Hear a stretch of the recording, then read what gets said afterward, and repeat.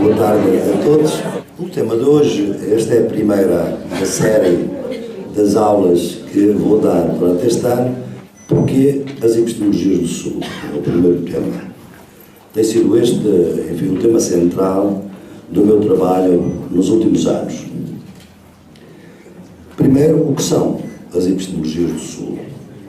As epistemologias do Sul é um conjunto de procedimentos que visam reconhecer e validar o conhecimento produzido ou produzido por aqueles que têm sofrido sistematicamente as injustiças, a opressão, a dominação, a exclusão causadas pelo capitalismo, pelo colonialismo e pelo patriarcado.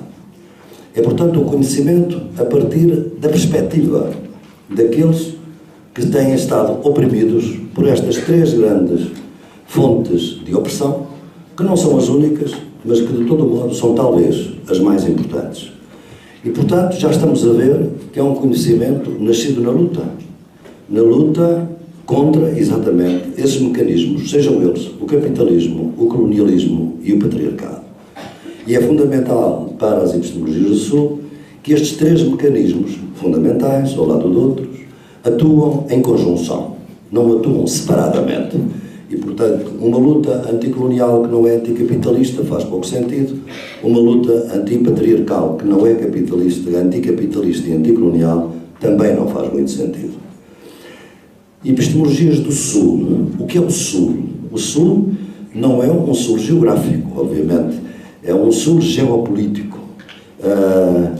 Isto é o Sul, aquele conjunto de países, de grupos sociais, de nações que foram sujeitos exatamente àqueles sistemas de opressão, de exclusão, que são os que mencionei, o capitalismo, o colonialismo e o patriarcado. Portanto, é um Sul que existe no norte geográfico, é um Sul dentro do norte geográfico também. Esse Sul, não sendo geográfico, faz com que países como a Austrália sejam parte do norte e países como o Haiti sejam parte do Sul geopolítico. Mas, como digo, não é tanto de países como de grupos sociais, de movimentos, de organizações, de populações que estou a falar. Porquê? Porque, mesmo no sentido geopolítico, o Sul tem duas caras. Tem a cara imperial e tem a cara anti-imperial. O Sul pode ser uma imitação, uma caricatura do Norte global, e hoje é muitas vezes e dominantemente, é assim que o capitalismo global funciona, obviamente, mas pode ser anti-imperial. E quando é anti-imperial é que é um agente das epistemologias do Sul. Ou seja, é o conjunto de movimentos, é o conjunto de ações coletivas de populações que lutam exatamente contra as formas de opressão que tenho designado como acabei de designar. Portanto, é um Sul geopolítico neste sentido de que vos falo. Porquê as epistemologias do Sul? Há epistemologias do Sul, ou proponho-vos uma epistemologia do Sul, ou tenho vindo a propor umas epistemologias do Sul, apenas porque há epistemologias do Norte. Se não houvesse epistemologias do Norte, não era preciso haver epistemologias do Sul.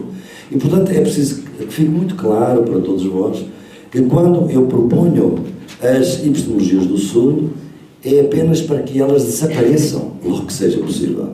Porque no momento em que não houver epistemologias do Norte, não faz sentido nenhum haver epistemologias do Sul.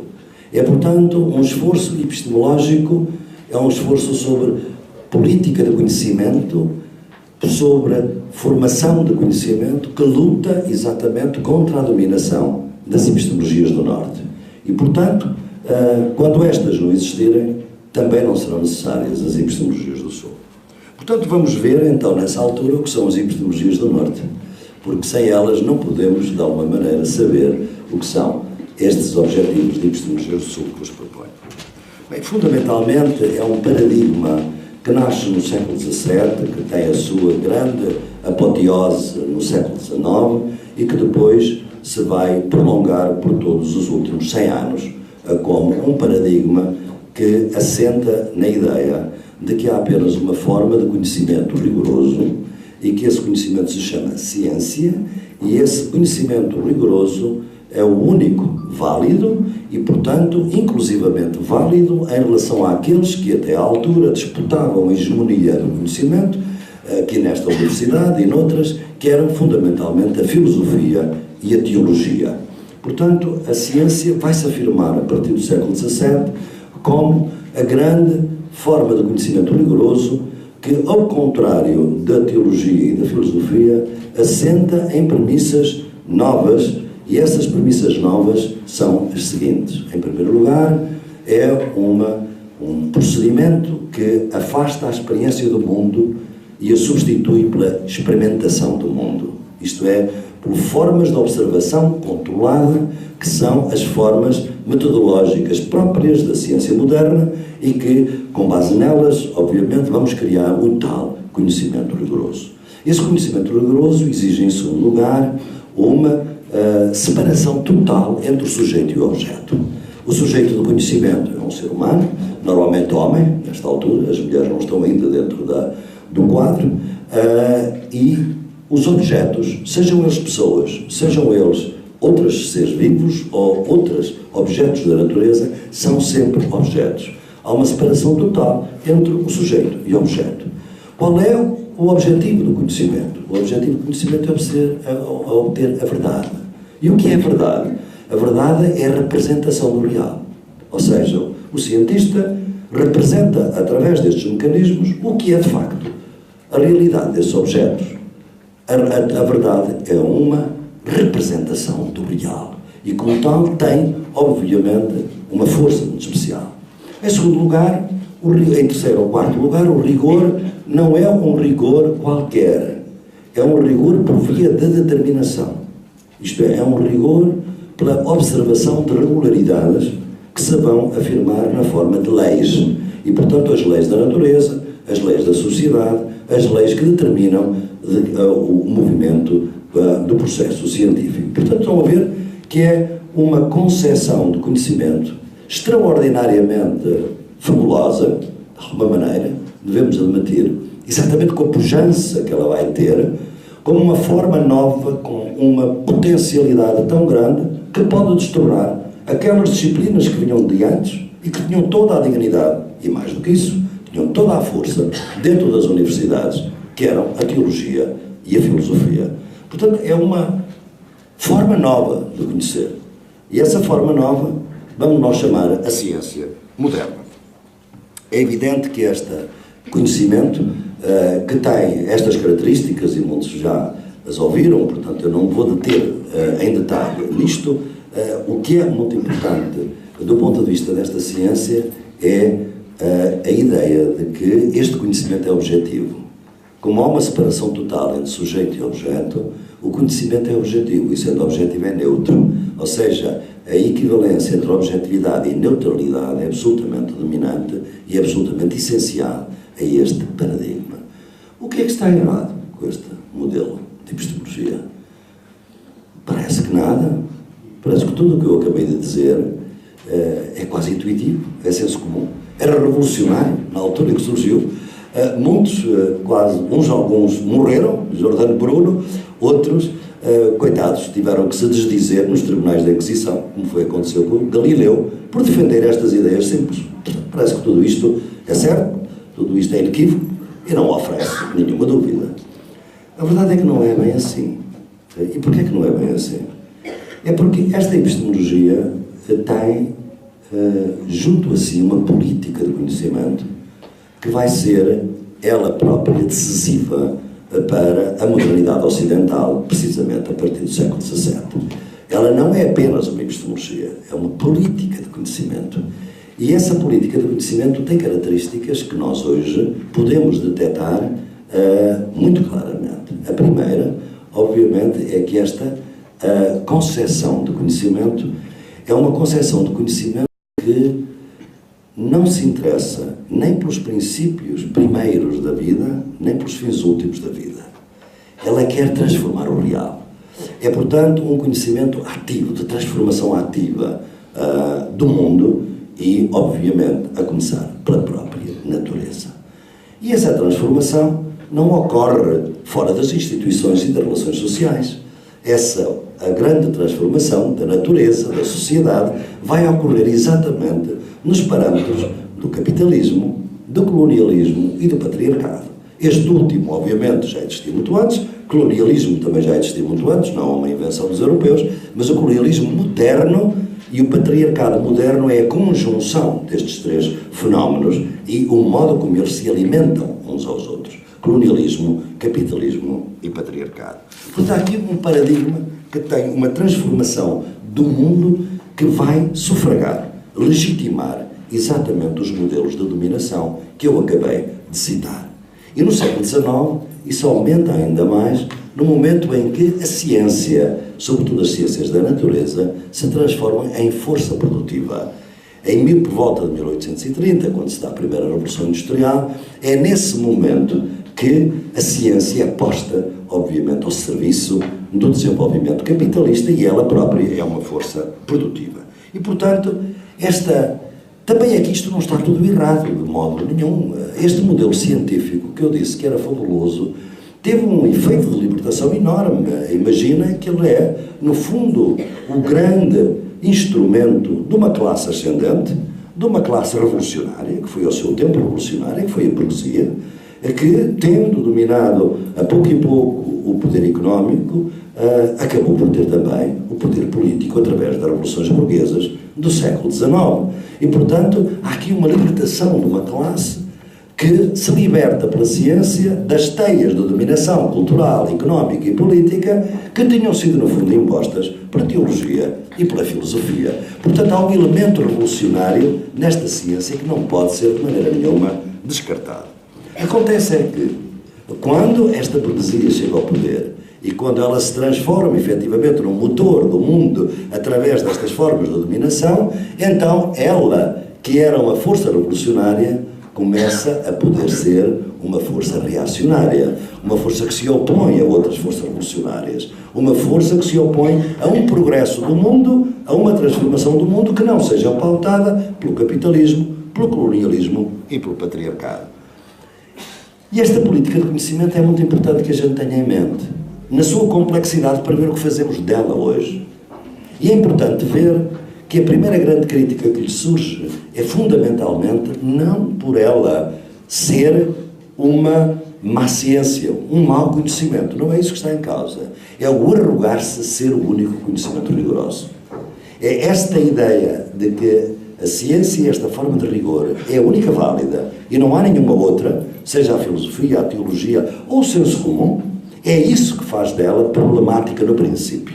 E desde o início, de toda a modernidade ocidental, ao contrário da caricatura que muitos fazem dela, ela foi extremamente complexa, foi extremamente contingente e em cada momento a ciência teve que se confrontar com outros paradigmas de conhecimento que ela foi, efetivamente, vencendo. Mas esta política de conhecimento tem outra característica para a qual eu vos queria chamar a atenção. O que é o saber? O saber o conhecimento é, acima de tudo, conhecemos a nós próprios. Conhecemos a nossa sociedade, obviamente, e conhecemos a nós próprios. E experimentarmos o mundo como o nosso. A ciência vai ter esta característica, exatamente porque é um pensamento e um conhecimento extremamente ativo e transformador. Ela dá a quem o domina a ideia que se apropria do mundo, que o pode experimentar como seu próprio e, portanto, que o pode dominar e o pode transformar, porque ele é seu. Agora vejam, e quem não tem a ciência? E quem não produz ciência? E quem está fora dos centros hegemónicos de produção de ciência? Certamente vai ver que a ciência não lhe permite apropriar-se do mundo como seu próprio. Ser-lhe é muito difícil. Pelo contrário, o que a ciência vai produzir é uma visão do mundo extremamente eurocêntrica, norte-cêntrica, que, quando deslocada para outras regiões do mundo, faz com que essas regiões do mundo não se sintam em casa dentro do mundo. Não sintam o mundo como seu próprio. Sentem o mundo como, digamos assim, algo que lhes é imposto. E o colonialismo, obviamente, é a melhor expressão dessa forma de imposição. Portanto, é muito importante que, na raiz das nossas reflexões e das vossas reflexões, sobretudo os estudantes, que vejam que o conhecimento, acima de tudo, é um meio de nos apropriarmos do mundo. E se nos apropriarmos de uma forma que nos permite transformá-lo, ele é emancipador. se nos apropriamos de um mundo que, no fundo, é-nos dado, é-nos imposto, e, portanto, não é nosso, é alienígena, e, portanto, também não o podemos transformar, ela pode ser um fator de opressão, pode ser um fator de dominação. E é esta exatamente a dialética da ciência moderna, aliada, sobretudo depois do século XIX, ao capitalismo e ao colonialismo. Portanto, é fundamental que nós tenhamos em mente esta política de conhecimento, que, aliás, como digo, não é uma política de conhecimento que fira apenas aqueles que, no sul global, que era o mundo colonial, quando este modelo foi desenvolvido, mais de 4/5 da população do mundo estava sujeita ao colonialismo. Exceto a China, que obviamente nunca foi verdadeiramente sujeita ao colonialismo, mas foi humilhada, sobretudo na Guerra do Ópio, e, portanto, era um mundo que não contava para o desenvolvimento científico que então se criou. E, portanto, é de vermos que este conhecimento, que se universalizou desta forma, e já vamos ver como isto ocorre,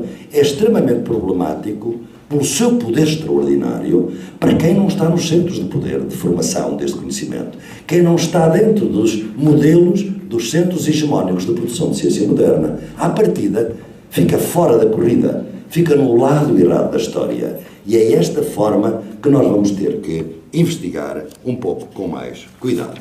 Portanto, sendo assim, nós temos que analisar como é que esta epistemologia foi sendo criticada.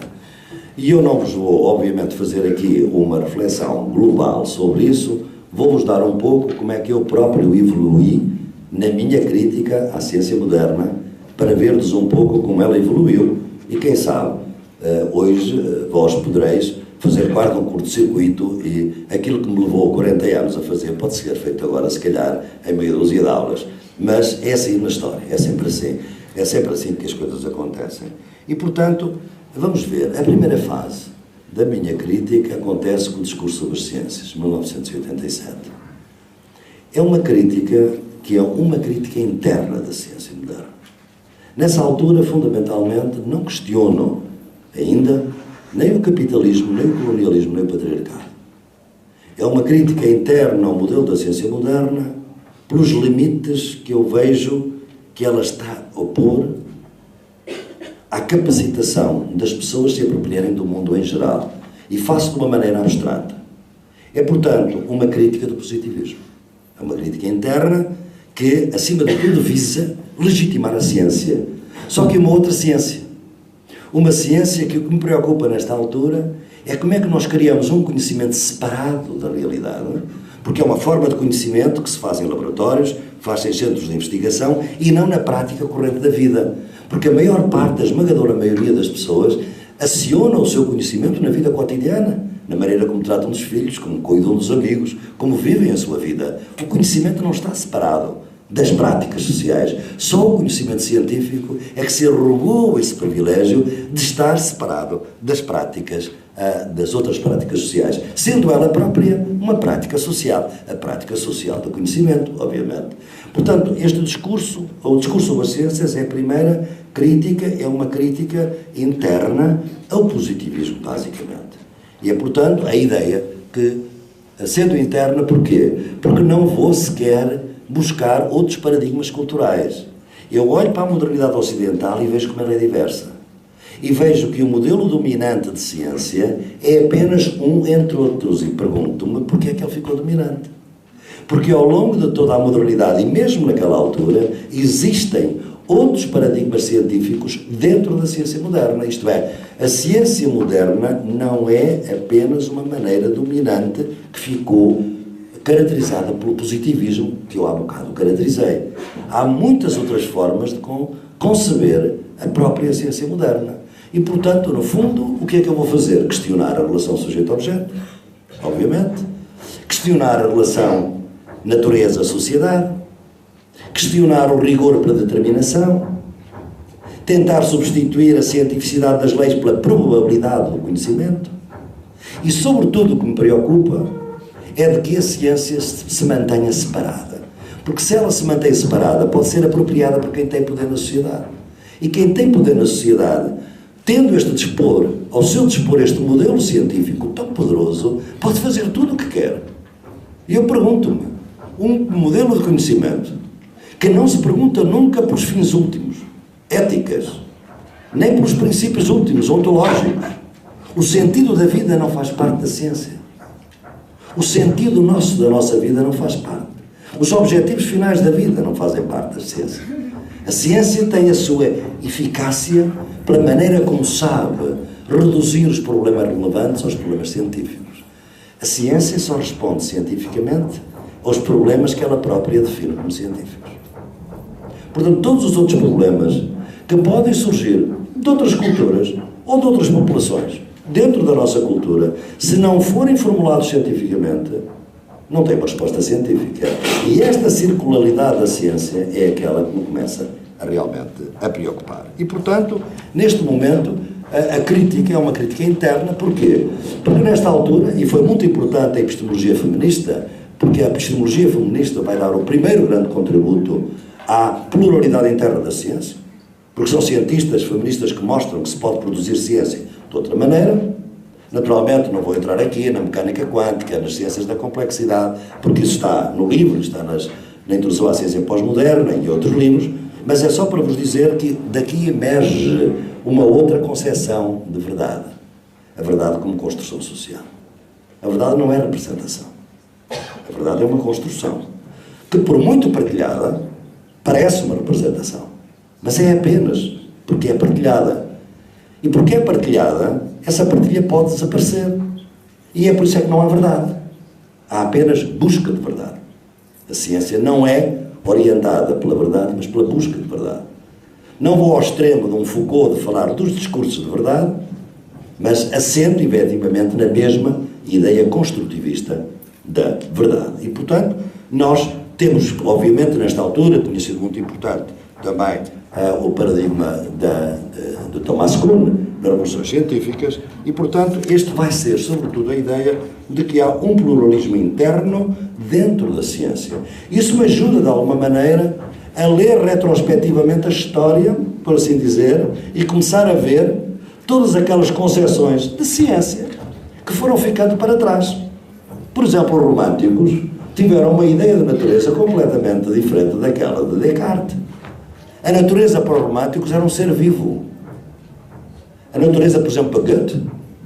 Goethe, que é um grande poeta e um grande escritor alemão, e que ao mesmo tempo tem uma teoria da natureza, tem uma teoria das cores, aliás, que foi ridicularizado profundamente pela sua teoria das cores, apesar dela ter sido resgatada por Arthur Schopenhauer, ainda no século XIX, e depois causaram uma imensa polémica. Há outros conceitos de natureza que são concorrentes com este. Outros conceitos de rigor que são concorrentes com este. Outras ideias de que o conhecimento deve estar ao serviço da vida e da felicidade. Um conceito que é proscrito da ciência moderna. E, portanto, houve sempre, digamos assim, formas excêntricas de ciência dentro da modernidade ocidental. Só que elas foram sempre marginalizadas, suprimidas, postas de lado, por vezes ridicularizadas. Ninguém imagina hoje como é que Goethe foi ridicularizado na imprensa, nos jornais científicos, pela sua teoria da natureza. E, no entanto, hoje, no princípio do século XXI, a gente vai buscar a teoria da natureza de Goethe e vê que ela tem uma série de virtualidades extraordinárias. Portanto, veem como é que a construção naquela altura, da verdade, não permitia de maneira nenhuma que Goethe fosse parte do consenso. E, portanto, ele foi ridicularizado. Mas isto mostra que a verdade, ou a busca da verdade, é realmente construtivista. Uma segunda fase do meu percurso contra as epistemologias do Norte ocorre no momento em que eu faço a minha análise anticapitalista. Isto é, o capitalismo passa a ser a forma dominante do meu pensamento e a luta anticapitalista como tal. Não está ainda dentro dela nem o colonialismo como uma força, nem o patriarcado. Embora as epistemologias feministas tivessem sido muito influentes no meu trabalho. E, portanto, vamos ter uma segunda fase, é a fase do anticapitalismo. E é aqui que, na crítica da razão indolente, pela mão de Alice, já ides ver como é que eu, a partir da crítica contra o capitalismo, eu construo uma epistemologia que também, sendo interna, já, digamos, dentro do paradigma cultural da ciência, já é externa. E então eu identifico o que são as duas formas de conhecimento fundamentais na modernidade ocidental: o conhecimento de regulação e o conhecimento de emancipação. Eu não sei se posso escrever aqui, eu na altura gostava sempre aos alunos dizer-vos, agora por causa desta brincadeira do live stream, não sei se posso fazer isto, não interessa, podia fazer aqui. Fundamentalmente, eu tenho que fazer isto mesmo, levar esta coisa aqui, a máquina. Portanto, o conhecimento era uma coisa que, não é porque eu sempre, isto não tem interesse,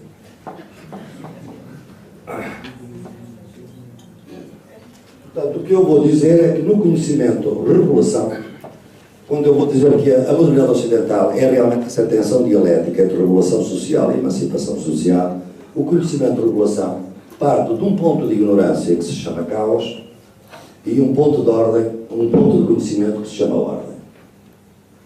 E o conhecimento de emancipação parte de um ponto de ignorância que se chama colonialismo.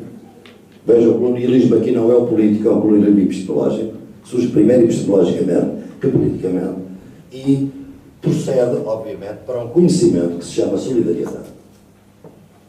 E estas são as duas formas que eu identifico. Obviamente que a forma de conhecimento e emancipação é aquele que pode conduzir a uma luta anticapitalista.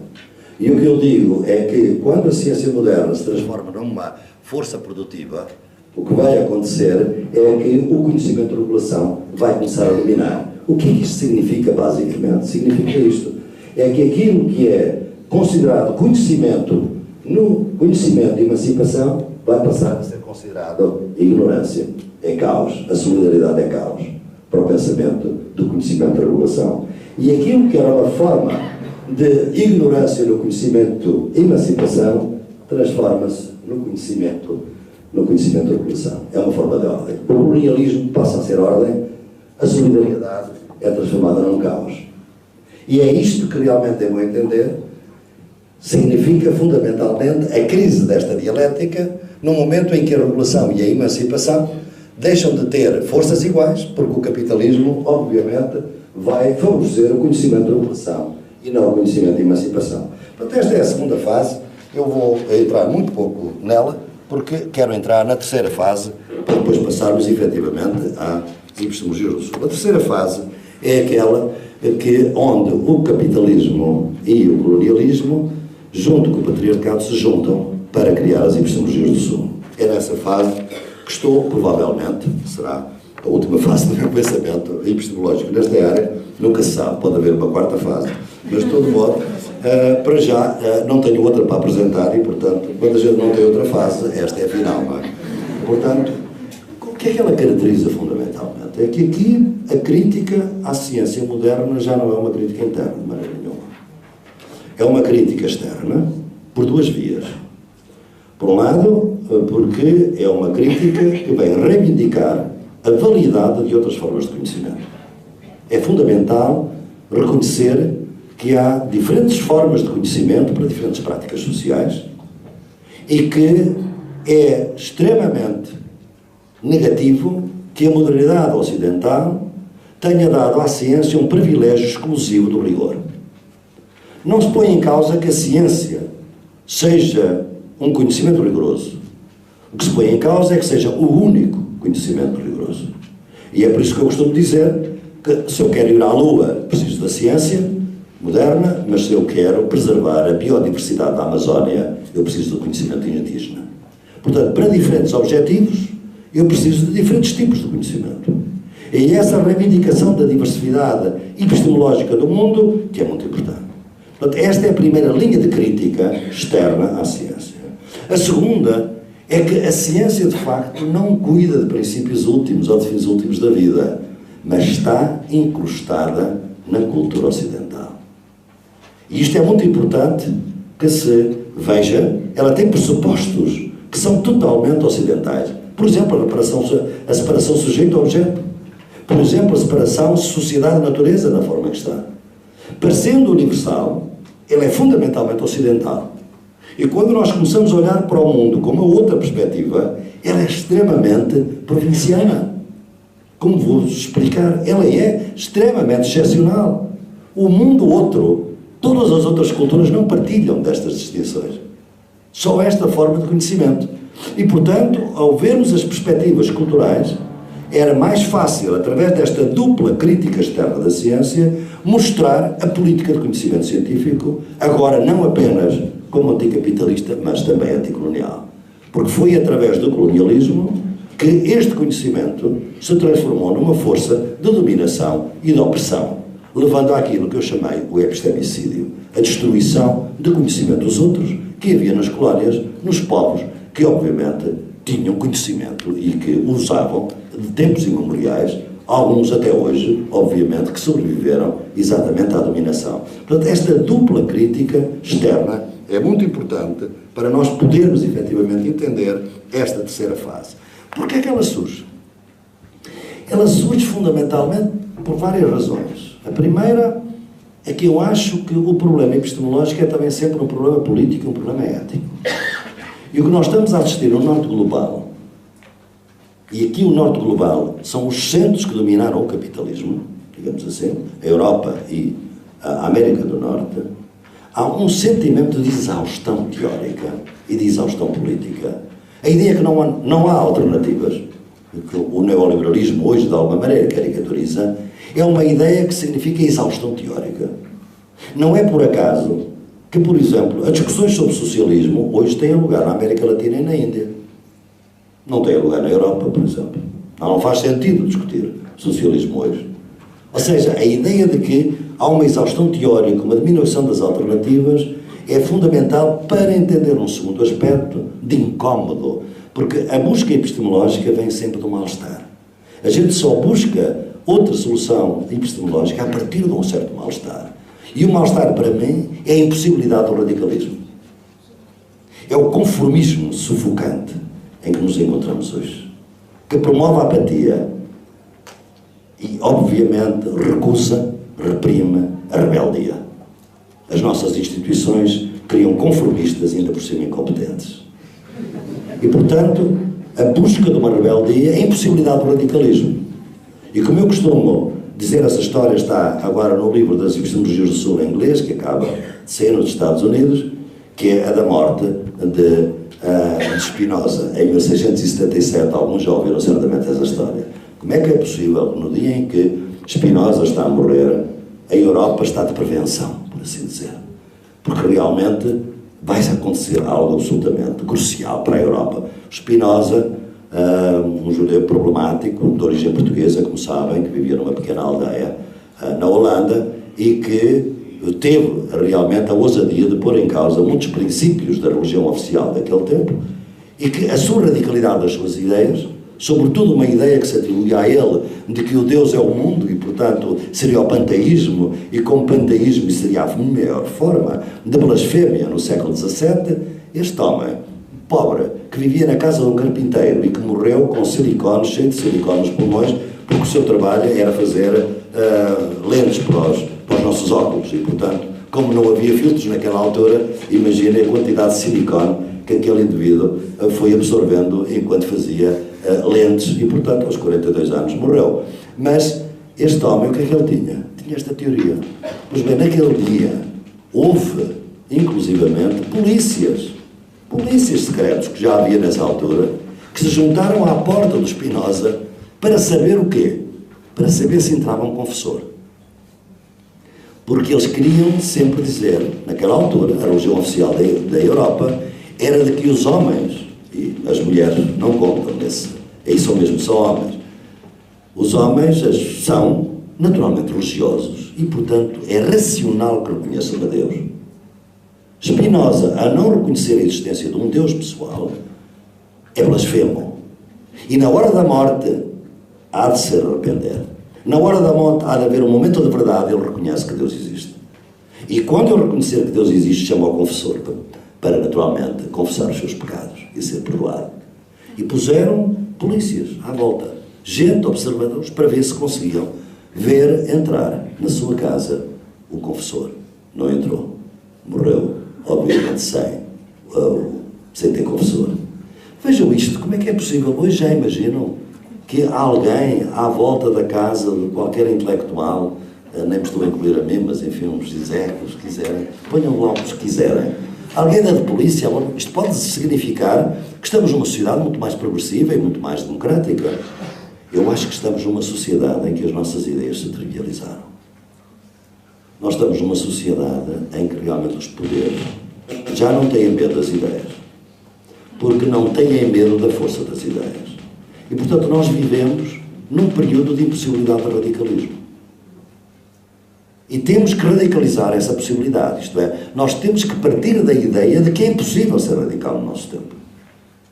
Mas este reconhecimento é fundamental para realimentarmos o inconformismo perante uma sociedade que é cada vez mais injusta, uma sociedade que está a destruir o planeta. Todos os relatórios todos os dias dizem que a concentração da riqueza obscena, que a diferença entre ricos e pobres é cada vez maior, e a ciência não tem nenhuma resposta para isto, nem, obviamente, lhe interessa tratar deste assunto. Portanto, significa que, para reconstruir o conformismo, nós temos que ir buscar outras fontes. Estas não me parece que nos alimentem o radicalismo. Por outro lado, ao contrário do que eu dizia aqui, eu penso que chegamos ao século XXI e todo o modelo que eu tinha, de alguma maneira, proposto, não funciona. Porque a ideia de toda a construção que eu fiz, como outros, é de que quando há uma crise de regulação, vem uma nova onda de emancipação. Foi assim exatamente que a ideia de progresso se constituiu.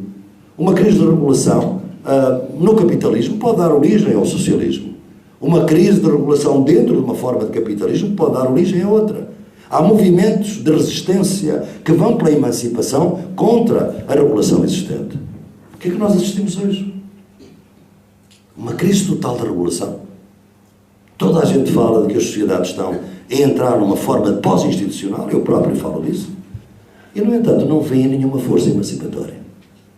Parece que temos, pela primeira vez, uma dupla crise de regulação e de emancipação.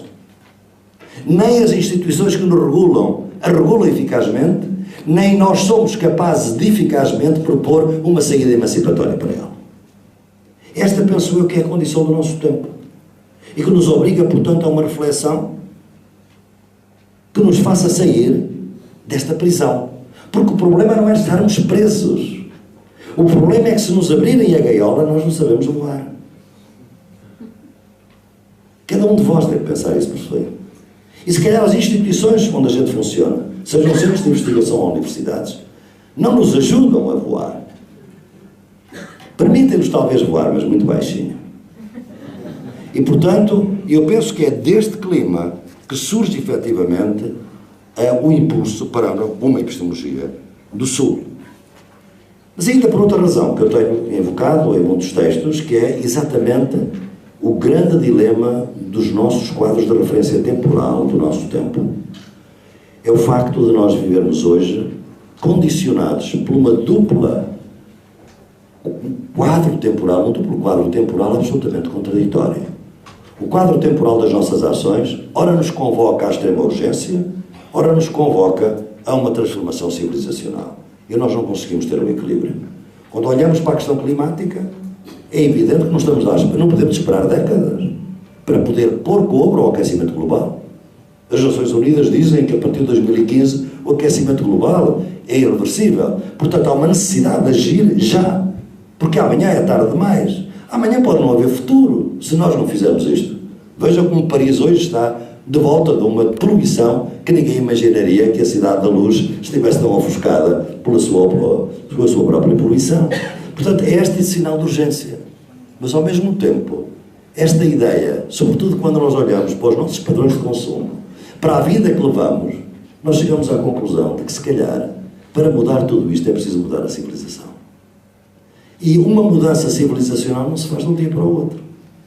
Então nós vemos muitas vezes, e eu penso que a paralisia, muitas vezes o cinismo que se instala na nossa sociedade, é o resultado das pessoas e dos grupos sociais estarem aprisionados entre estas duas temporalidades. É urgente e ninguém faz nada. É uma mudança civilizacional, já não vou viver para ela, virá depois. Isto leva, de alguma maneira, à paralisia. Portanto, eu penso que é fundamentalmente por estas razões que nós chegamos hoje aqui, numa busca desesperada de alternativas. Porquê é que elas começam a surgir na forma das epistemologias do Sul? Elas começam a surgir por várias razões. As primeiras, obviamente, é que nós temos vindo a assistir, sobretudo nos últimos 20 anos, à emergência do que se chama o Sul. Mesmo na ordem capitalista mundial, temos hoje os países emergentes. E isso tem vindo a mostrar que realmente o eixo forte de desenvolvimento do capitalismo se está a deslocar para o Sul. Eu tenho vindo a citar nos meus textos aquele relatório da CIA de 2012, que diz que é um relatório muito importante, foi apresentado ao Presidente Obama, é do melhor centro de investigação da CIA, o National Council, Intelligence Council, que diz que, efetivamente, a partir de 2030, será a China que vai voltar a dominar o mundo, exatamente depois de ter perdido esse domínio em 1500. Vejam como é interessante. É depois da expansão europeia, em que portugueses e espanhóis desempenharam tanto poder, tanta força e tanto protagonismo, que agora, 1500, e agora, em 2030, provavelmente, a China estará de novo a ser protagonista. O chamado Norte Global, a Europa e os Estados Unidos da América, que hoje controlam 56% do comércio mundial, passarão, nessa altura, a controlar apenas 25%. Portanto, isto significa que há qualquer coisa que está aqui a surgir. Mas, como eu disse, este Sul Global é capitalista e colonialista. Nenhuma novidade vai surgir daí. Porque esperar e ter esperanças no Sul Global, se ele é uma caricatura do Norte Global. É que o Sul Global não é só isso. O Sul Global são também energias, movimentos, organizações, iniciativas que se recusam hoje, muito mais facilmente no Sul do que no Norte, a não aceitar que não há alternativas. Eu venho da Índia, depois de 3 semanas na Índia, e é realmente vibrante a sociedade de iniciativas. No plano político, no plano social. Muita luta, o neoliberalismo, obviamente, forte como nunca, a tentar deslocar populações, como faz na América Latina, como faz em Moçambique. Mas a iniciativa social para lutar contra essas formas de opressão. Portanto, há um Sul global, anti-imperial, de onde estão a surgir novas ideias, novas energias. E muito desse Sul global não tem por referência a cultura ocidental. Tem outras referências culturais. Os próprios indígenas da América Latina têm outras culturas e têm outras cosmovisões que não são ocidentais. Os camponeses da África, que lutam contra as grandes mineradoras, têm outras referências culturais. Os camponeses e os Dalits da Índia têm outras referências culturais. Portanto, quem está, de alguma maneira, a ter algum protagonismo nas lutas, vem de referências que não são ocidentais. Será que não devemos dar atenção a elas? Será que estas formas de conhecimento que foram ridicularizadas, suprimidas, muitas delas, efetivamente, destruídas pelo capitalismo e pelo colonialismo, mas que algumas delas sobreviveram e mostram hoje a sua vitalidade, nestes contextos, não devem ser tomadas em conta? As epistemologias do Sul visam exatamente tomar em conta estas formas de conhecimento. E, portanto, é uma outra forma de olhar ao mundo como se fosse upside down. Virá-lo ao contrário, virá-lo do avesso. E é por isso que o meu projeto se chama Alice. Alice, aquele projeto que estou neste momento a realizar e que certamente muitos de vós conhecereis, é Alice, Alice no País das Maravilhas. Ainda há pouco tempo na África do Sul me perguntavam se Alice era acrónimo de quê? Eu disse, não é acrónimo nenhum, é Alice no País das Maravilhas. É exatamente isso que nós estamos a tentar fazer. Ora bem, estas emergências do Sul não são novas. Ao contrário, aliás, é ridículo falar da China como um país emergente, com uma cultura milenar, como nós sabemos, e para não falar de outros, a própria Índia. Não, é que é outra coisa. É que nós sabemos, desde há muito tempo, que nestes outros continentes tinha havido conhecimento altamente rigoroso, muito antes do conhecimento científico. Nós não demos foi atenção àquilo que se fez nos anos 50, por exemplo. A grande coleção de Joseph Needham sobre Science and Civilization in China. Ciência e civilização na China. Onde, basicamente, Joseph Needham põe em causa que a ciência moderna ocidental não tem nenhuma originalidade. Já estava tudo descoberto pelos chineses e pelos indianos. Os textos de sânscrito têm praticamente a teoria heliocêntrica está lá. Portanto, não houve uma originalidade como nós hoje pensamos que houve.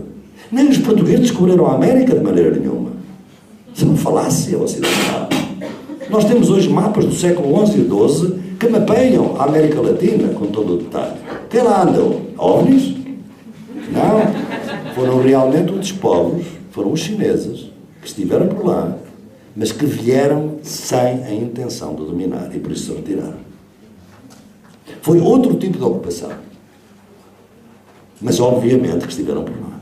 Portanto, nós hoje ao atribuímos isto, como atribuímos muitas outras coisas, como atribuímos o nosso sucesso matemático quando sabemos que o zero é uma invenção da Índia e que no século XII e no século XIII era ainda muito problemática na Europa entender porque é que um zero que não vale nada, posto à direita de outro número, vale tanto.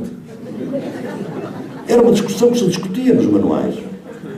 E 2 zeros valem, obviamente, 10 vezes mais. Como é que é possível algo que não vale nada? Portanto, é isto que começou a pensar-se, que esta problematização da originalidade do pensamento ocidental, obviamente, tinha que se contar-se. Só que naquela altura não havia este movimento de força do sul global político e económico que desse credibilidade a estes estudos. Eles hoje são muito mais credíveis, para mostrar efetivamente que houve outras formas, e há outras formas de conhecimento que devem ser postas na conversa do mundo. Portanto, eu não estou de maneira nenhuma a criticar a ciência porque ela deixe de existir. Eu sou um cientista social ocidental. O que eu estou a dizer é que a ciência social ocidental tem que dialogar com outras ciências, tem que dialogar com outros conhecimentos e tem que ter a força suficiente para saber os seus limites. Porque, no fundo, como eu digo no outro texto, o nosso objetivo é sermos ignorantes esclarecidos. A variedade do conhecimento do mundo é de tal ordem que nós só podemos aspirar é sermos ignorantes esclarecidos, sabermos que não sabemos e temos a consciência dessa humildade.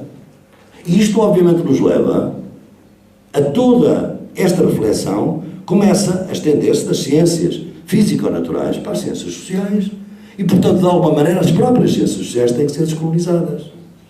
Se eu estiverem a ensinar, vejam que isto é importante para vermos o que é a gente apropriar-se do mundo, não é? Os conceitos que a gente usa. O conceito da África, dos continentes. A África é um conceito ocidental. Em África não se autonomeou África. Um grande filósofo com quem eu fiz uma conversa do mundo na semana passada, há 10 dias, em Pretória, Magobo Ramos, escreve, eu escrevo África sob protesto. Porque é um nome alienígena. Quando a gente hoje fala de África de língua inglesa, África de língua portuguesa, África de língua francesa, isto é uma maneira de África se apropriar de si. É referir a África a um domínio colonial de línguas. Até as línguas africanas, onde estão? Estão a ver? Como é que os nossos conceitos atraiçoam, tornam a incapacidade das pessoas se apropriarem do mundo? Agora, aqueles que são aqui da América Latina entendem porque é que os povos indígenas da América Latina não falam da América, mas falam sim da Abiyala, que era o nome que davam ao continente. Antes, obviamente, dos colonizadores de lhe terem posto o nome de América. Portanto, estão a ver que até nos nomes a capacidade de nomear é extraordinária para dominar, obviamente, estes movimentos. E, portanto, como vê, se eu estiver aqui a ensinar a introdução às ciências sociais, que me ensinei durante décadas aqui nesta faculdade, e disser que os grandes fundadores da sociologia são o Durkheim, o Max Weber e o Marx, está tudo bem, estamos na Europa e estamos a falar de europeus. Europeus que estudaram a sociedade europeia no final do século XIX e o fizeram, no princípio do século XX, fizeram muito bem. Nós entendemos exatamente isto. Agora, se eu estiver a dar a introdução às ciências sociais em Marrocos, no Departamento de Sociologia, imaginem que eu estou só a referir a esta gente europeia e qualquer estudante marroquino pode perguntar, então, e os nossos? Não houve ninguém da nossa área que tenha fundado a Sociologia. Não há ninguém que saiba, que tenha outro conhecimento. É evidente que eu já tenho resposta e tenho estado exatamente nesses contextos para lhe dar resposta. É que para mim hoje, se eu voltasse a ensinar a introdução às ciências sociais, um dos fundadores da sociologia, das ciências sociais em geral, é Ibn Khaldun, que nasceu em 1330, em Tunis, muito influenciado, obviamente, do intelectual islâmico, um grande economista, um grande historiador, um grande sociólogo, mas que nunca entrou no nosso canal. E vejam, porque é que tanta gente teve tanta dificuldade em definir o que era o Ibn Khaldun? Porque só foi descoberto o Ibn Khaldun depois das disciplinas. Talvez vocês não saibam que hoje se suspeita que a solidariedade orgânica e mecânica do Durkheim está em Ibn Khaldun. Porque o Ibn Khaldun foi traduzido no século XIX e sabe-se que o Durkheim o leu. Vejam onde é que está a originalidade dos nossos autores. E, portanto, se aplica a eles, aplica-se a mim. É esta a humildade que a gente tem que ter. Estão a ver? Portanto, é isso que nós temos que ver para vermos que, efetivamente, e se eu estiver nas Filipinas, eu menciono, obviamente, há outros fundadores nas Filipinas que não estão dentro do cânon das ciências sociais. E se perguntam, mas ele até nem sabemos se ele é economista, o Ibn Khaldun, se é sociólogo, eu pergunto, até o Aristóteles. Não foi um jurista, não fez constituições? Não foi economista, não escreveu exatamente o Tratado de Economia? Não é um político, não fez um tratado de política? Porquê é que a gente só o considera filósofo? Quer dizer, ao Aristóteles não temos dúvida em lhe dar o estatuto de filósofo, porque ele foi descoberto antes das disciplinas. O Ibn Khaldun foi descoberto depois das disciplinas, e obviamente a gente vê-se aflito por classificar o homem, obviamente. Mas se lerdes o prolegómeno da história mundial, da história universal, Mukaddima, vereis exatamente aquilo que vos estou a dizer, como uma necessidade que nós temos também de descolonizar os nossos conhecimentos científicos. Portanto, as epistemologias do Sul, e agora centro exatamente no que elas são, efetivamente, não apenas a crítica, esta desfamiliarização com as epistemologias do Norte vai ter dois procedimentos que são fundamentais nesta proposta, que é exatamente que todas as formas de conhecimento são incompletas. E não há sequer possibilidade de as completar. Não é juntando conhecimentos que a gente completa o conhecimento. A gente, juntando conhecimentos, ficamos mais conscientes de quão incompleto é o nosso conhecimento. Só se sente muito conhecedor quem é ignorante, não quem é ignorante esclarecido. Portanto, a incompletude é fundamental. Em segundo lugar, as formas dominantes do conhecimento que nós tivemos na ciência moderna ocultaram outra realidade. A realidade é muito mais ampla do que aquilo que existe, de que nós concebemos como existindo com credibilidade. E é por isso que estão os dois conceitos, da sociologia das ausências e da sociologia das emergências. São dois conceitos fundamentais para ampliar o presente, para mostrarmos efetivamente que a realidade do mundo é muito mais ampla do que aquilo que o conhecimento dominante nos dá como existente e como possível. Por isso a sociologia das emergências. Portanto, estão a ver, estes dois conceitos são absolutamente fundamentais. Em segundo lugar,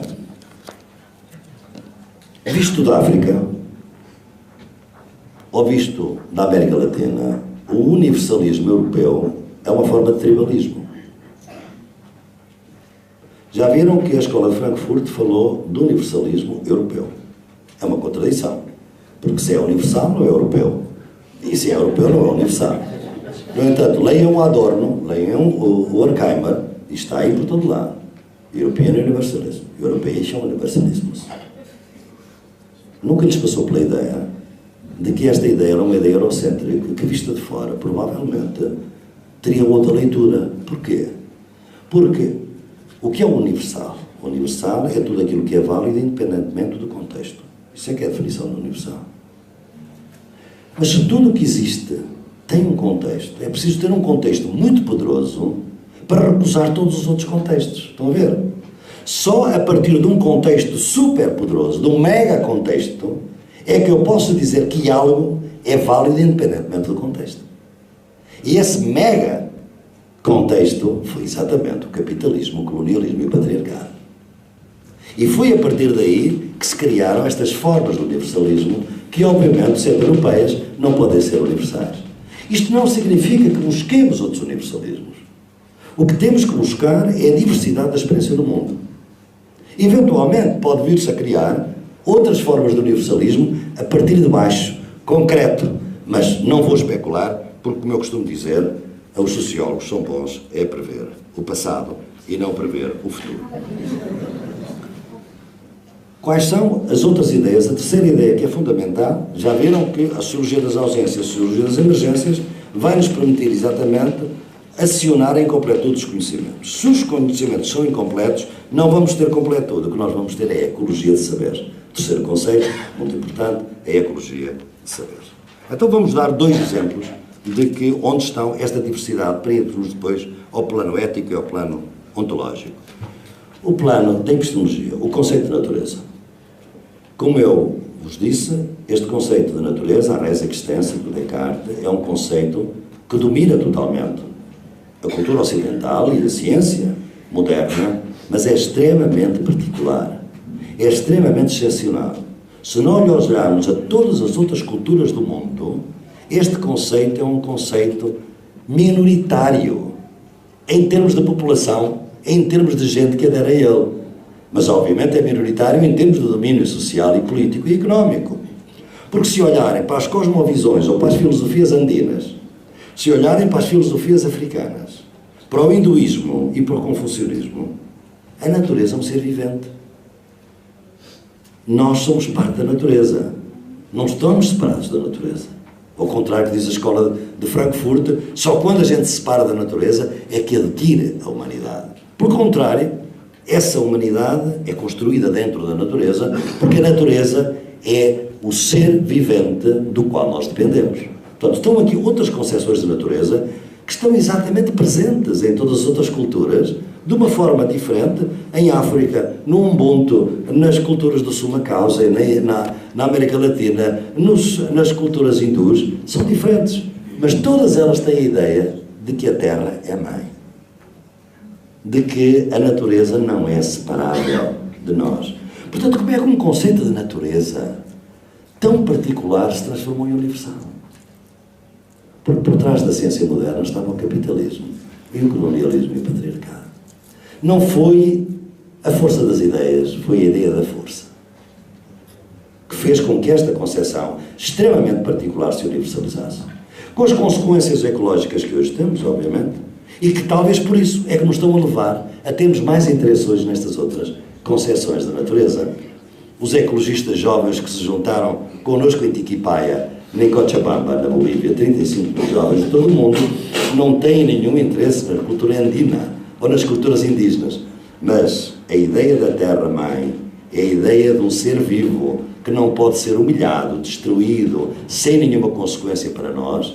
Aqueles jovens ecologistas sentiam-se com muitas afinidades com essa concepção. São urbanos, não são rurais, não vivem nos Andes, vivem nas cidades europeias ou norte-americanas. Mas esta concepção é evidente uma concepção que, de alguma maneira, lhes causava uma grande atração, precisamente pelas consequências ecológicas, a que eles são, hoje, muito mais sensíveis que as outras gerações.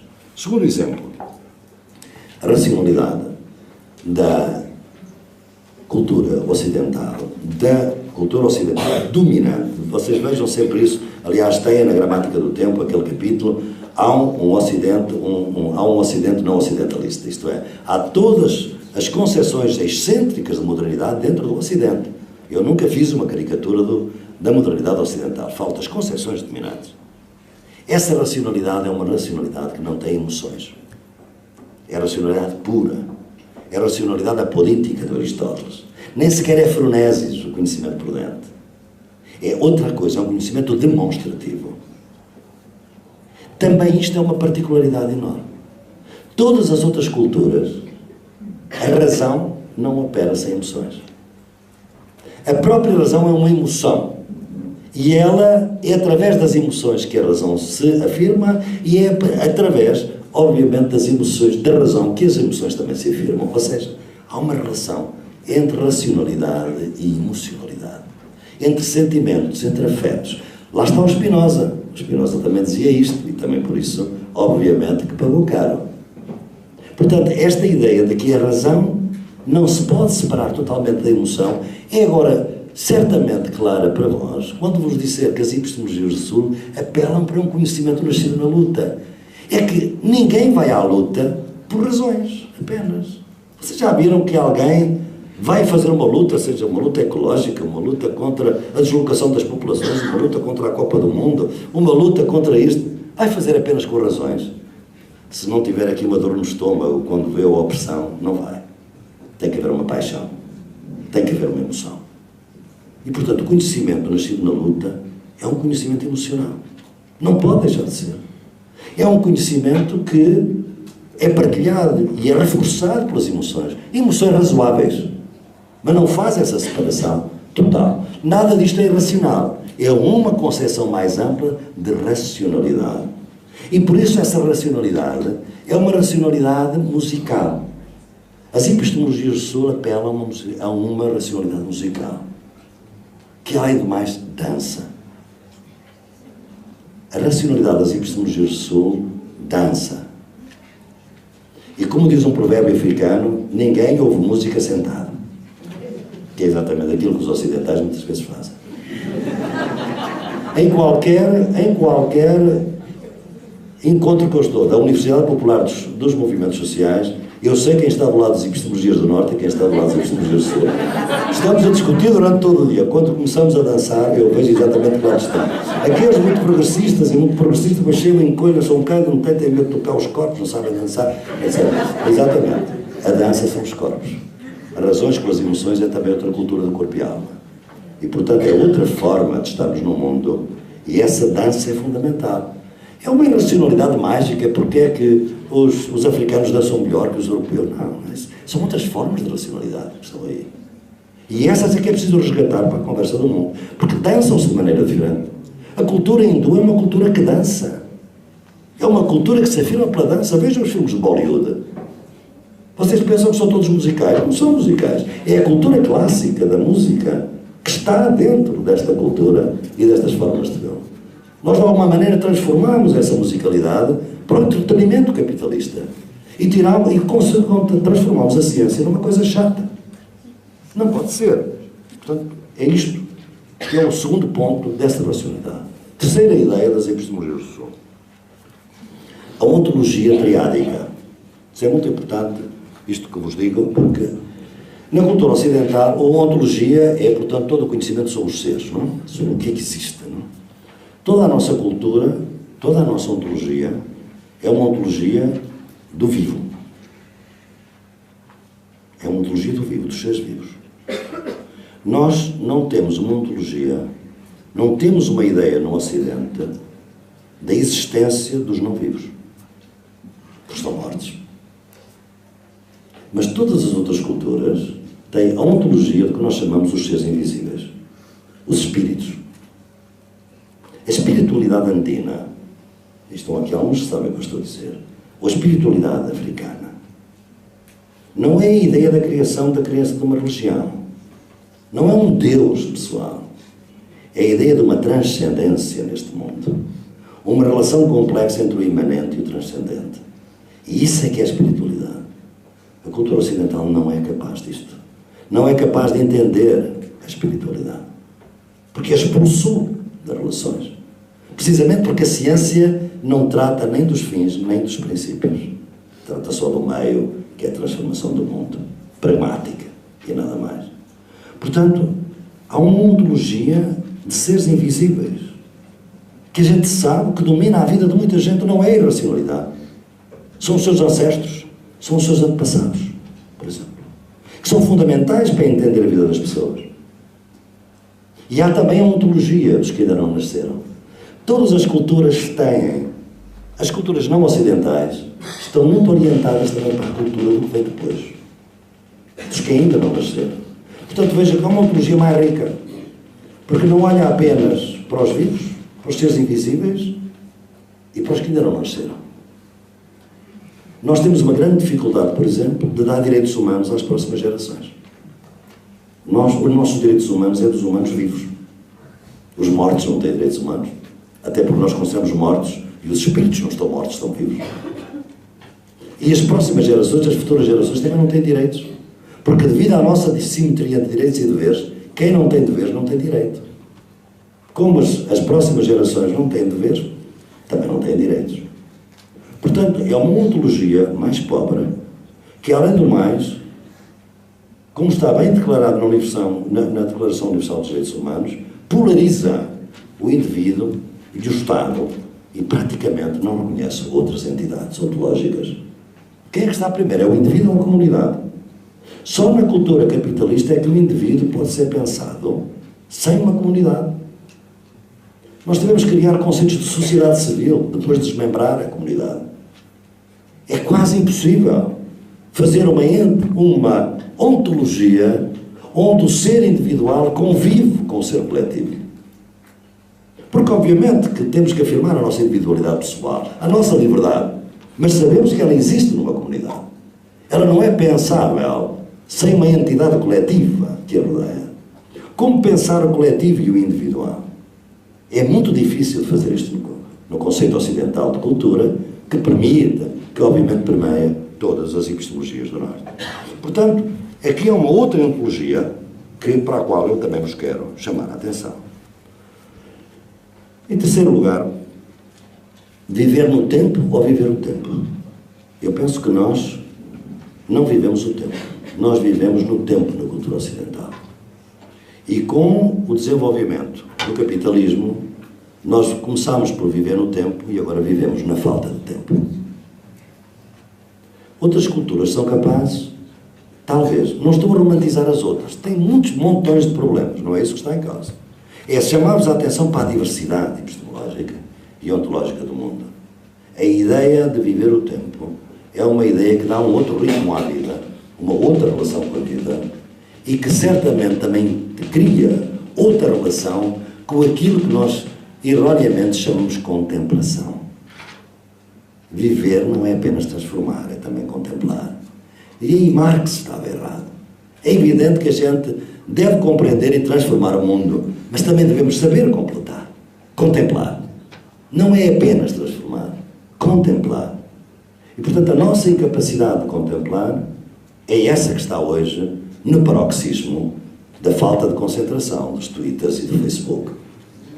É exatamente o final de qualquer possibilidade de contemplação. Porque a contemplação exige concentração. E a cultura que nós temos hoje é aquela totalmente adversa a qualquer concentração. E é isto que permite o automatismo da ciência moderna, o automatismo da tecnologia, o automatismo do consumismo em que nós estamos hoje envolvidos. Portanto, é muito importante tomar em conta estas ontologias diferentes. Porquê? Porque elas, isto aqui é que é o curioso, obviamente, é que toda esta ideia de um fluxo, em que antes de pensar em totalidades, pensamos em fluxos, pensamos em que o ser evolui. O ser não está fixo, não está rígido, nem disciplinas, nem entidades, indivíduos ou comunidades, nem identidades. Não há identidades, há identificações. Já o temos escrito há muito tempo. Mas a cultura ocidental tem muita dificuldade de entender os fluxos. Porque realmente é uma cultura muito classificatória e, como tal, rigidifica muito facilmente. Através de ter uma ontologia que parece ela totalmente fluida e, no entanto, é rígida. Tal e qual como estamos numa cultura que promove a autonomia no mesmo processo em que destrói a capacidade de sermos autónomos. É exatamente o mesmo lado da mesma questão. Ora, o que é curioso é ver isto. É que estas formas de epistemologia do Sul que vos proponho não são tão estranhas quanto podeis pensar. Elas existem nas formas excêntricas, dominadas, marginalizadas da própria modernidade ocidental. Este filósofo, que em breve ides ver na Conversa do Mundo que tive com ele, passámos o dia inteiro em Pretória a conversar com obviamente com uma equipa de filmagem profissional, a filmarmos todo o dia no Freedom Park da Pretória. E o que estávamos a discutir era exatamente a relação entre o Ubuntu, que é uma ideia filosófica africana Bantu, segundo Ramose, e o David Bohm, que eu tinha utilizado em 1987 no discurso sobre as ciências. O conceito da implicate order, a ordem implicada. Todas as culturas filosóficas que foram contra o positivismo dentro do Ocidente, Fritjof Capra, David Bohm e tantos outros, têm muitas ligações com todas estas outras formas culturais. Tal e qual como aqueles filósofos cêntricos da modernidade ocidental, Nietzsche e Schopenhauer, foram buscar as culturas hindus. Leiam o Schopenhauer, a vontade da natureza. Onde é que ele vai buscar isto? Ao hinduísmo. Estamos no princípio do século XIX. Portanto, é muito importante ver que aqueles que se sentiram confortáveis, quer do Ocidente, foram ver o Oriente, e hoje aqueles que querem valorizar as suas culturas africanas, andinas ou hindus, dialogam com a cultura ocidental, mas não necessariamente com as tradições dominantes da cultura ocidental, com outras que estão disponíveis e que nós, de alguma maneira, no Ocidente, desperdiçamos. Daí sempre a minha luta contra o desperdício da experiência. Porque, efetivamente, há muita outra experiência riquíssima que ficou por fora, precisamente porque não se adequava aos objetivos do capitalismo, do colonialismo e do patriarcado. Tem nesse texto sobre o Ocidente, veem, como eu falo, do Pascal, do Montaigne e do Luciano Samosata, só para dar alguns exemplos. E o exemplo que eu agora dei do ser como fluido, o ser estando, veja, um grande filósofo argentino, que estamos a ajudar a reinventar e a reconhecer hoje, o Rodolfo Kusch, que foi praticamente ignorado na Argentina e agora começa a reconhecer-se, e nós contribuímos de alguma maneira, eu pessoalmente, porque fui capaz de saber que o Rodolfo Kusch não estava identificado com a ditadura militar argentina, ao contrário do que se tinha dito. O Rodolfo Kusch tem esta ideia da filosofia ameríndia. Não há ser, há o ser estando. Ser estando. Ou seja, being, becoming. Tem isso num ponto. Como é que é possível estas ideias? Onde é que elas estão no Ocidente? É Lucrécio. Leiam Lucrécio. Der Rerum Natura. Aí está toda a ideia do fluido. Não há totalidades, há fluidez. E tudo flui em movimento.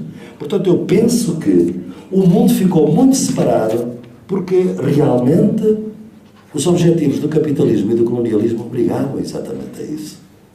E foi essa separação que, por dominação, não foi uma diferença igualitária, foi uma diferença por hierarquia.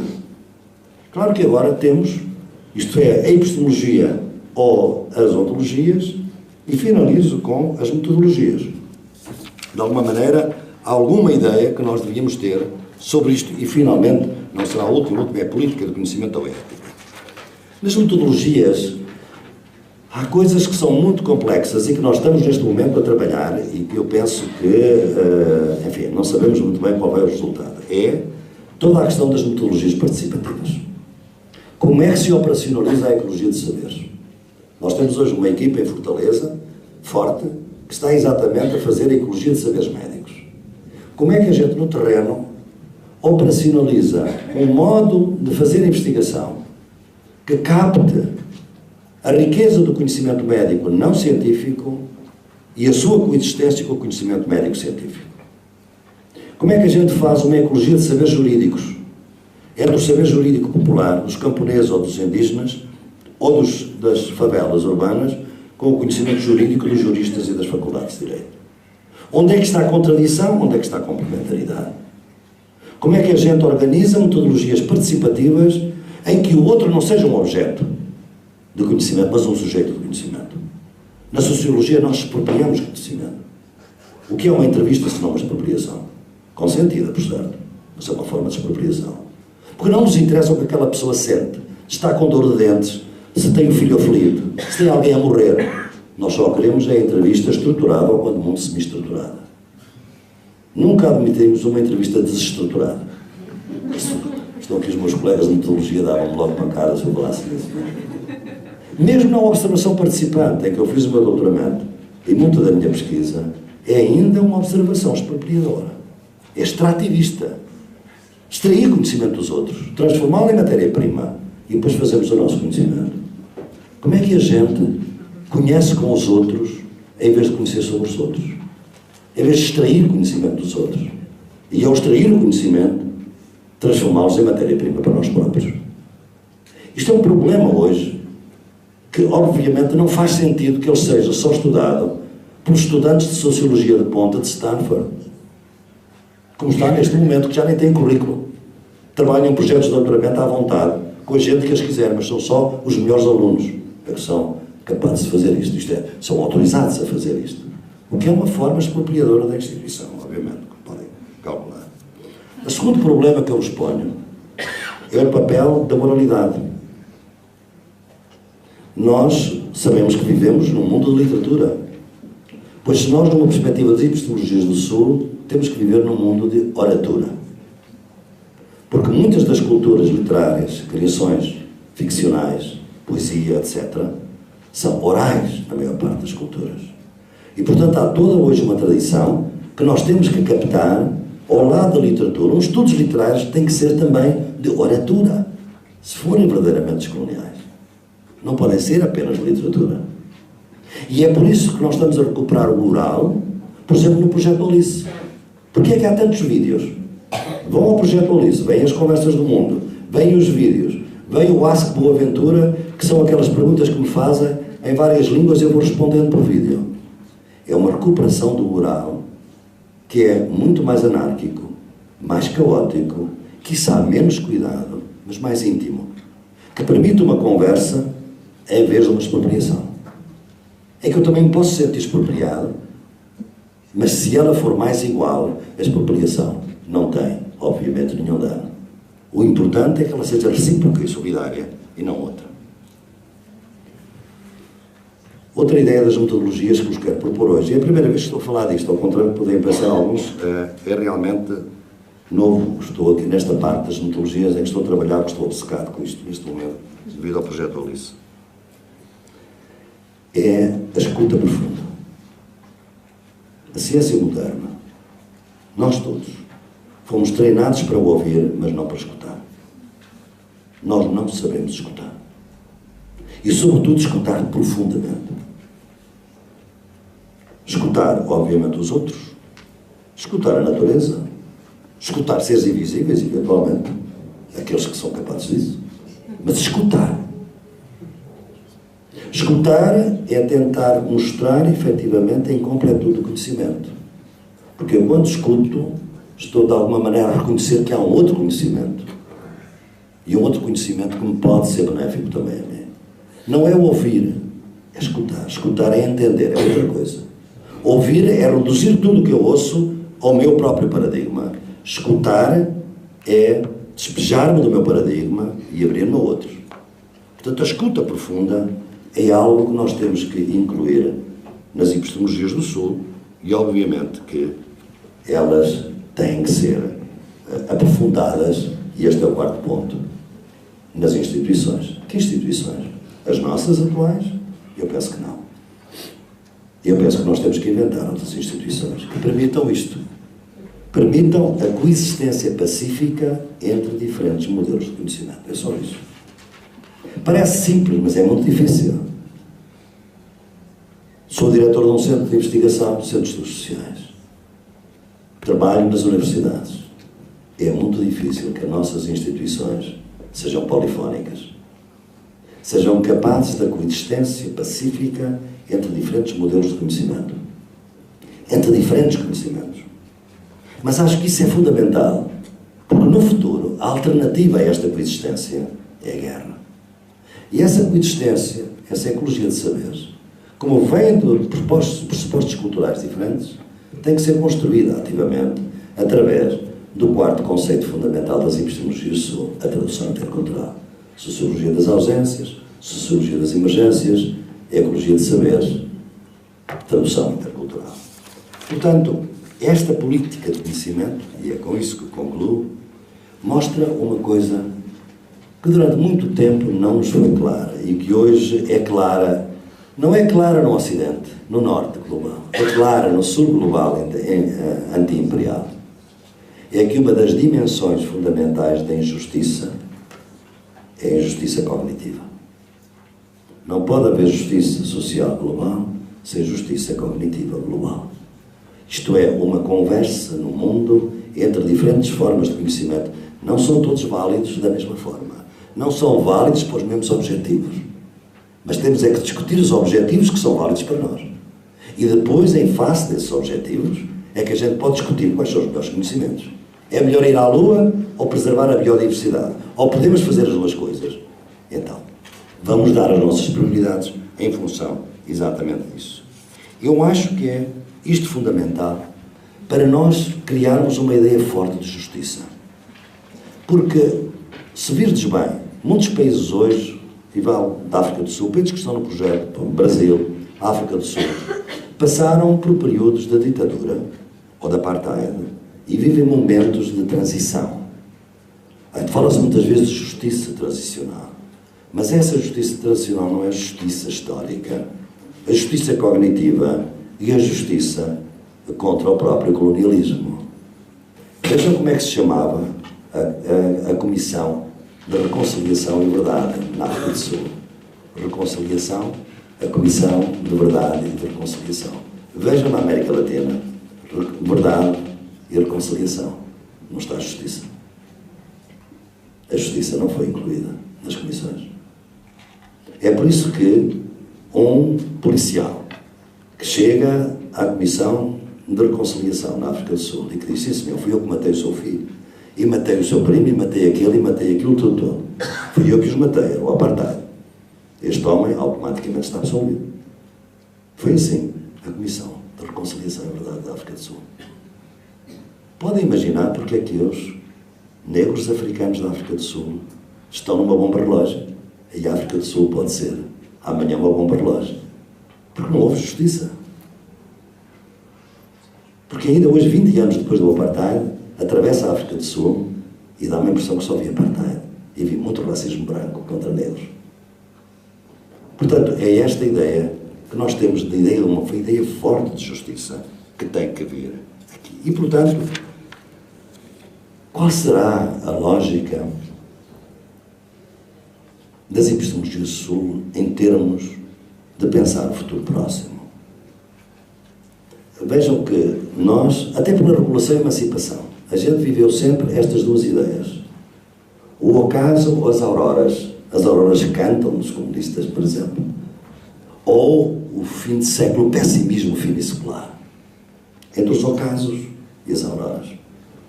Eu penso que nós não podemos pensar nem em termos de ocaso. Onde estamos hoje? Eu penso que hoje a crise da regulação, simultânea com a crise da emancipação, é uma crise fundamentalmente em que a gente vê mais o ocaso do que as auroras. É muito difícil, e é por isso que os jovens se indignam hoje e que se revoltam nas ruas, sabem o que não querem, mas não sabem muito bem o que querem. Porque estamos, nisso que eu costumo dizer, um tempo, se calhar, demasiado prematuro para ser pré-revolucionário ou demasiado tardio para ser pós-revolucionário.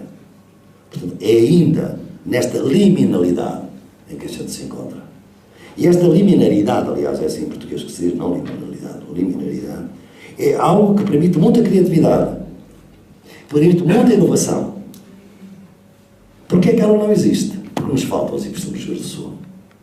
Eu penso que nós não estamos a ser capazes de captar a criatividade deste momento em que não há dogmas, em que realmente os grandes dogmas do futuro desapareceram por agora. E, no entanto, estamos paralisados. Se calhar até já estamos com a gaiola aberta. Mas é como se estivesse fechado. Continuamos na próxima semana.